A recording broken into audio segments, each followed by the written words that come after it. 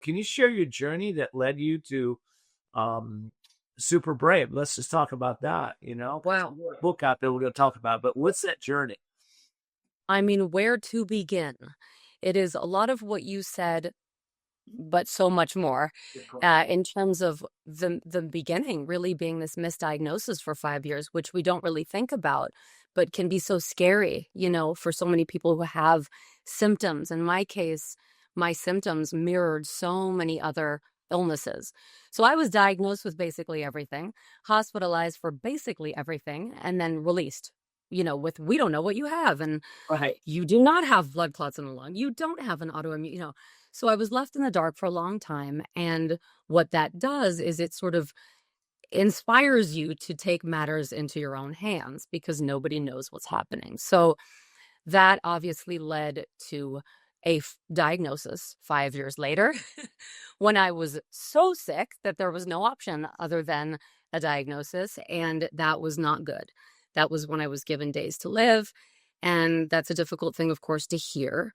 A lot of what you said, I was listening to what you said. It's a lot of the belief system there because I think when we believe what doctors are telling us, which is you are going to die, this is progressive, and you're hearing that from everyone, and those are trustworthy sources, Yeah.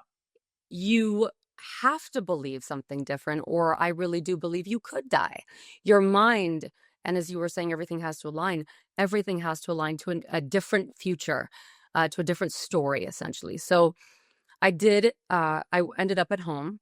Everybody was scared of me because they basically didn't want to have me in the hospital. I was taking up a bed at that time. And they're like, she's not dying. We don't know what to do with her. So let's send her home. Went home and decided with my partner at the time that we were going to go into this insane research mode. And I was going to look up pulmonary hypertension. Here's the tricky thing. Find someone that was alive and thriving and doing well that I could kind of, Right. use to inspire me.